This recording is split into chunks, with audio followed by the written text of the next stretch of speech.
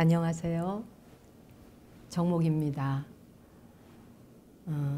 기도에 대한 이야기를 함께 나누어 보자는 주문을 받고 기도에 대해서 저도 생각해 봤습니다.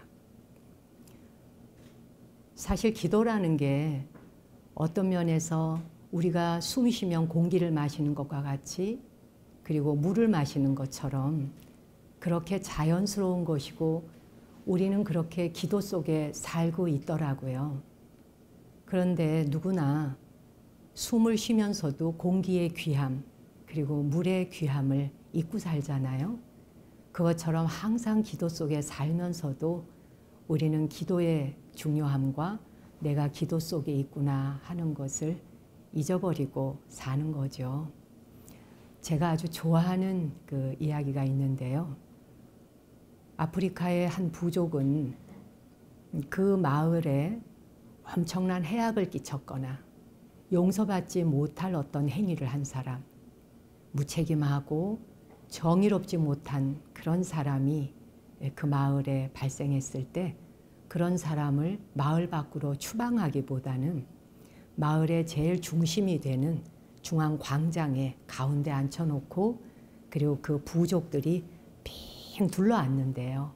둘러앉아서 그 사람이 잘못했던 그것을 손가락질하면서 지적하는 것이 아니라, 네가 살아오면서 얼마나 이 마을을 위해서, 이웃을 위해서 친절을 베풀었는지, 그리고 또 네가 얼마나 좋은 선행을 했는지, 그리고 이웃을 위해서 그 사람이 인내심을 가지고 동참하고 함께 했었던 그런 행동들을 자기가 아는 범위 안에서 하나씩 돌아가면서 한마디씩 한답니다.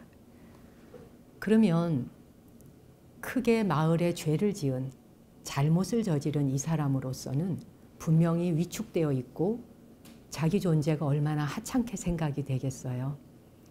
그런데 그 마을에 있는 사람들이 돌아가면서 한 사람 한 사람 자기가 친절을 베풀었던 것, 선행을 한 것, 인내심을 가졌던 것, 이런 것들을 잊어버리고 있는 걸 다시 상기시켜 주죠.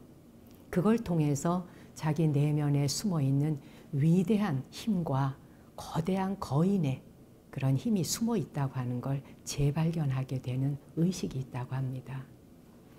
너무도 아름다운 일이죠.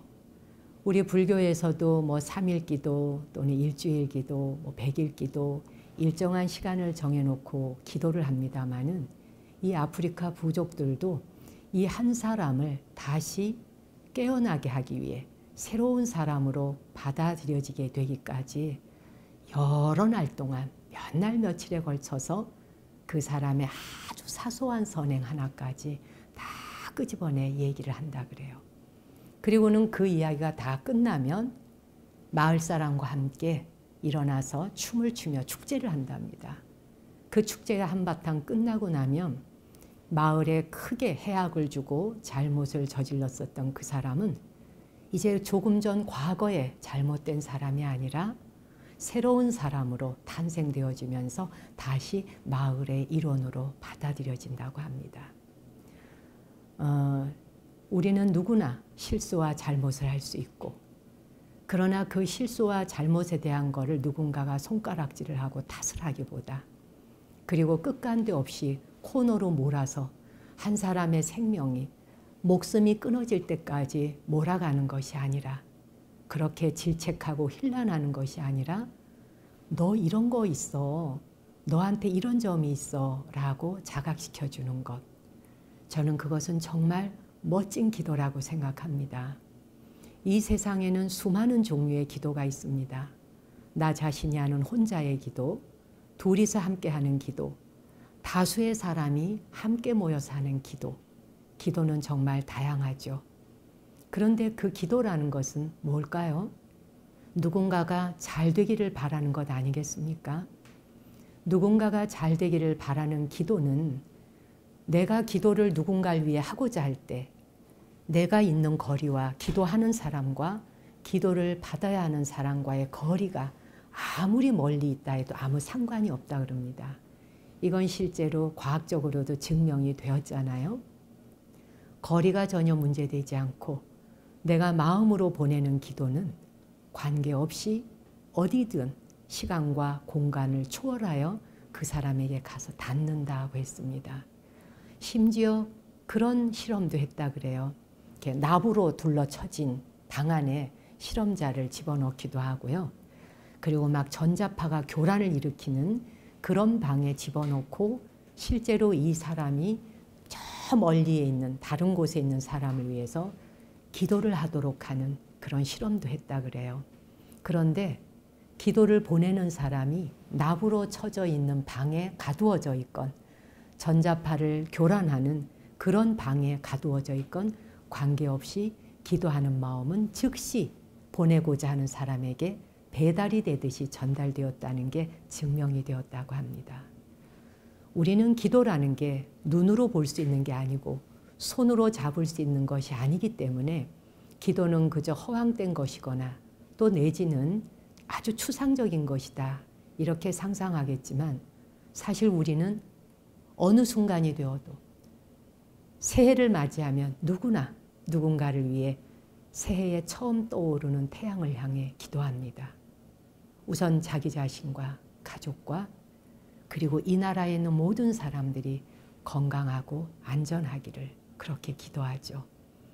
기도라는 건 내가 누군가를 배려하고 이해는 할 수 있지만 내가 누군가를 조정하거나 또 누군가를 소유할 수 있는 문제는 아닙니다.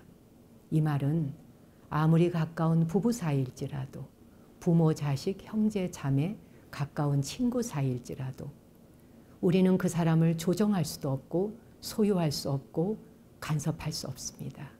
그렇지만 우리는 그 사람을 위해 도울 수 있고 기도할 수 있고 진정으로 그 사람이 안녕하고 건강하고 살아가는 게 복되기를 기원할 수는 있는 것입니다.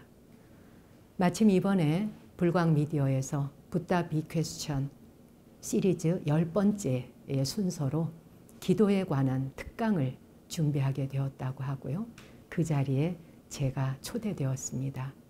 여러분, 많은 분들이 참석하시고 동참해서 이 세상을 보다 더 안전하게 그리고 서로 돕고 누군가가 잘 되기를 기원하는 그런 기도의 시간을 함께 가져봤으면 합니다. 참석하시는 분들과 함께 그날은 아주 멋진 아름다운 소원이라는 특별한 기도문을 제가 준비해 가지고 갈 것입니다. 많은 분들 참석하셔서 아름다운 기도 함께 했으면 좋겠습니다. 고맙습니다.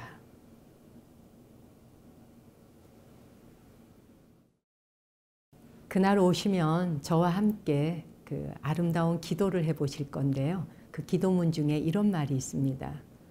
보호가 필요한 이들을 위해서 제가 보호자가 되고 길 떠나는 이들을 위해서 안내자가 되고 물을 건너는 이들을 위해서 배가 되고 뗏목이 되게 하소서. 이게 불교의 아주 멋진 기도문입니다. 여러분, 정말 우리는 세상을 살아가면서 누군가의 안내자가 되고 도우미가 되고 길을 건너는 자, 물을 건너는 자, 뗏목이 되어줄 수 있다면 그 이상 아름다운 일이 어디 있을까요? 정말 멋진 일이겠죠? 3월 7일이고요. 시간은 오후 2시입니다. 늦지 않도록 참석해 주시면 감사하겠고요. 장소는 조계사이거든요. 조계사 안에 그 공연장이 있고 오시면 여러분을 다 안내를 해드릴 겁니다. 이 방송을 보고 계시는 여러분 한 분 한 분의 삶이 복되고 항상 축복이 함께 하시기를 기도드리면서 우리 그날 반갑게 만나길 바라고요. 제가 안 해본 건데 한번 해볼까? 요거 한번 사랑의 하트를 보낼게요. 여러분께 제 가슴을 그리고 제 사랑을 배달합니다.